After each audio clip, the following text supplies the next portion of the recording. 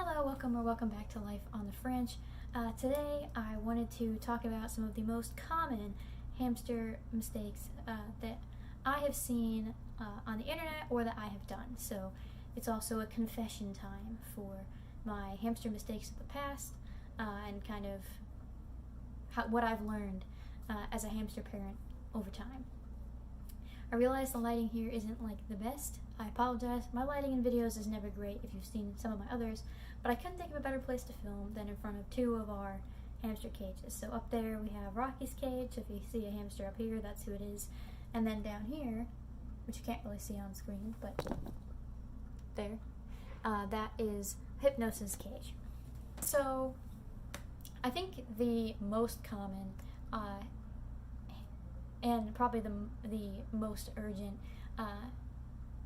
hamster mistake that I see is the size of the enclosure.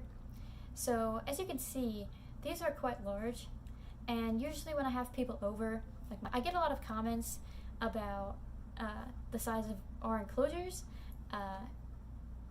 like, oh my goodness, like that's so large, do you need all that space?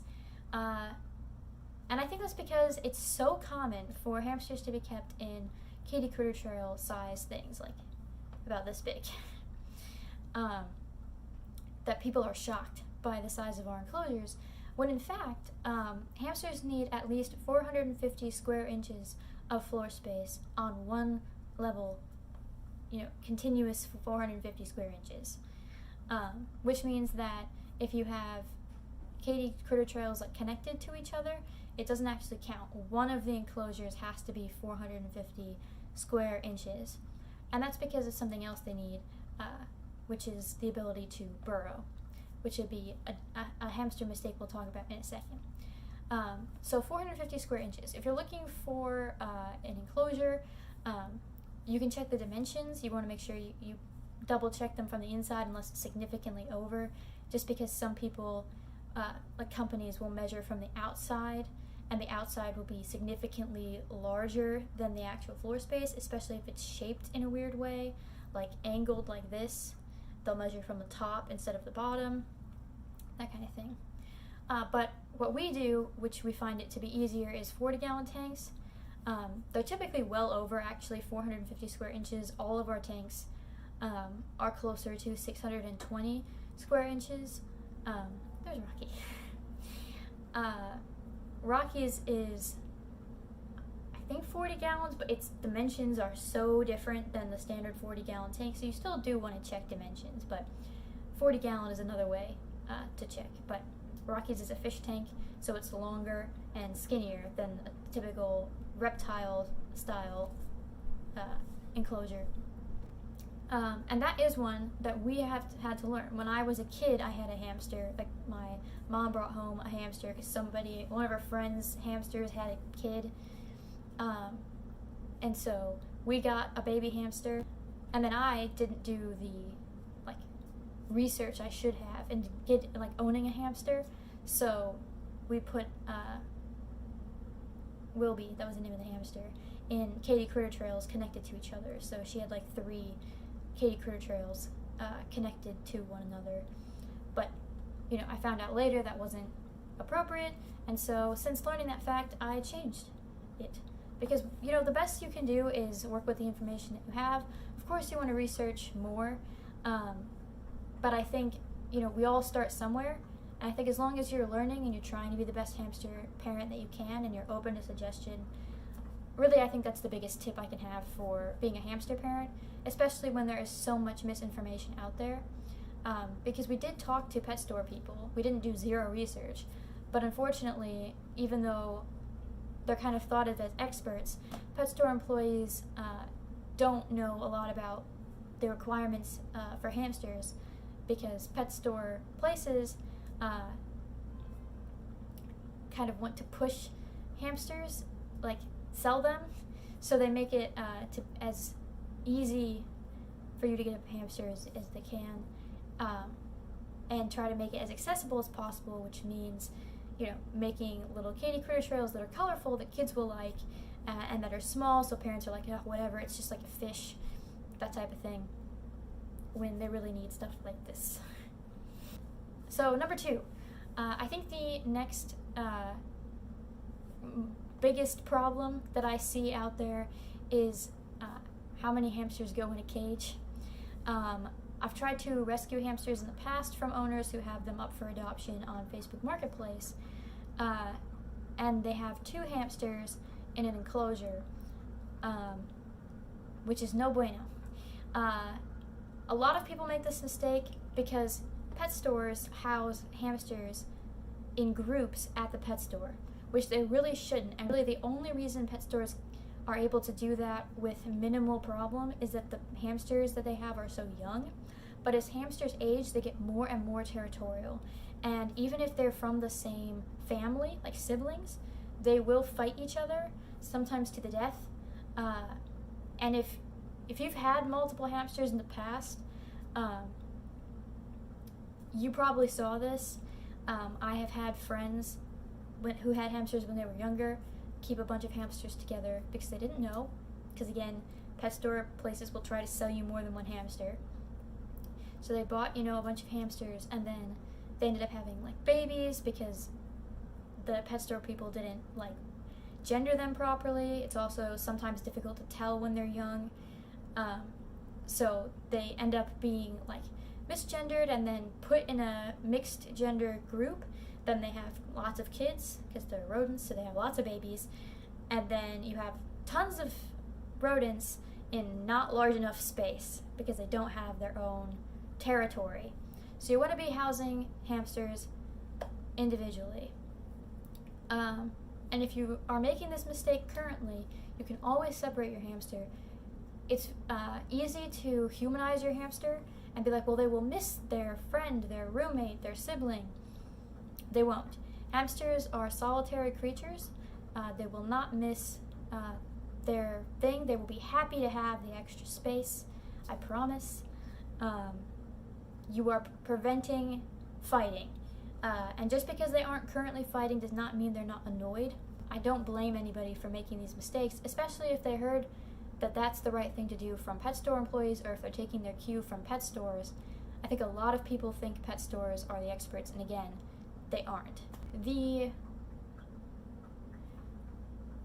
third biggest mistake that I see, and again, perpetuated by pet stores, that's going to be a theme in this video, because if it's common, it's because the knowledge is coming from somewhere, and that is wheels.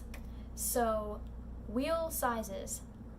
I've seen less of this problem now than I did years ago, but it is still very common. There's a couple reasons why hamsters get the wrong size wheel. One of them is because if you go with a preset enclosure, the wheel, if you get a Katie Critter Trail or if you get the Tiny Tails cages, which are even worse, don't get those cages, but if you did, typically the wheel that comes with the enclosure is too small. For a wheel, you want, people will say 8 inches, I would say 8.5 inches size wheel, and also because the availability of large wheels is limited at best. Every time I go into a pet store, I check out what their wheels are like and how the hamsters are housed, because I'm a masochist and I like to be sad. And oftentimes their wheels typically are 6 inches, and maybe they have an 8.5 inch wheel. So that's where we got these. That's typically the largest wheel that they have available in the store, and it's the minimum size required. So many people just get a wheel from the pet store, and if they don't have these in stock, they end up going for a wheel that's too small. So you can also get these wheels on Amazon, and Night Angel has a very good wheel and wheel sizes. And I should also mention that 8.5 inches we use, and we have dwarf hamsters. Syrian hamsters, which are significantly larger, require larger wheels. So that's something to be aware of as well. So check if they're arching their back. Minimum 8.5. Probably for a Syrian, you're looking at a minimum of 10 inches. and you probably do have to order online rather than get it from a store. The other thing you want to be aware of, it's kind of a bonus mistake that I don't think is as common, but I'm going to throw it in there anyway, are wire wheels or wheels that are not solid. So these are plastic wheels, there are no gaps. The Night Angel wheel is solid as well. You don't want to have a wheel with gaps for a couple reasons. One, it can cause bumblefoot, which is like injures. You can kind of think of it like, this is a very inaccurate analogy, but think of it like having like blisters and getting your feet all swollen and then they can get infected. You don't want that, and running on that type of a surface will cause bumblefoot. I would say the next most common hamster mistake that I'm seeing is depth of bedding. So you want to have enough bedding that your hamster can burrow, because believe it or not, hamsters, and I wasn't aware of this again when I was a youth, I didn't know that hamsters needed to burrow or that they liked to burrow. Because if you don't give them an opportunity to do so, you're not going to see that they enjoy it, right? But hamsters like to burrow, and they like to make tunnels and make little houses and store their food underground, and they make little bathrooms. It's very, like, cool. So you want to provide them with enough bedding to do that, and you want to do, I would say at least 6 inches all the way across, and then have an area that maybe is larger, or do the whole area larger, depending on how tall your hamster cage is. Some people say there should be an area where there's at least 10 inches. If you do that, I think that's great. I just find it hard to do the whole thing at 10 inches because of how tall the wheel is and how tall the enclosure is. So bear that in mind as a limiting factor. But when you're picking out a cage, you want to make sure that the tray is at least 6 inches so you can fill it to the top with bedding so they can burrow. So that's one that I think gets missed because, again, if you get a cage and it's not 6 inches of tray or like a glass enclosure or similar, you can't provide the bedding that they need. And then even if you do, I have seen like a couple of recent videos of people like, I adopted a hamster, like from vlog channels, and they'll get the right size cage and they'll get the right size wheel, but their mistake is that they only do a thin layer of bedding across instead of the depth of bedding. I just don't think it's a known fact yet, but it is something that you want to see in hamster cages. Back to a more serious topic besides bedding depth is what type of bedding to use. So again, pet stores sell bedding that is not safe for hamsters. What do I mean by that? So like pine and cedar shavings are sold as hamster bedding because they're odor blocking woods. However, pine and cedar shavings cause like respiratory infections in hamsters. There are ways to cure the wood, but honestly just avoid it and get, if you want wood shavings, you can get aspen shavings. They're odor blocking. I've used them in the past in a mix with paper bedding. I prefer paper bedding typically,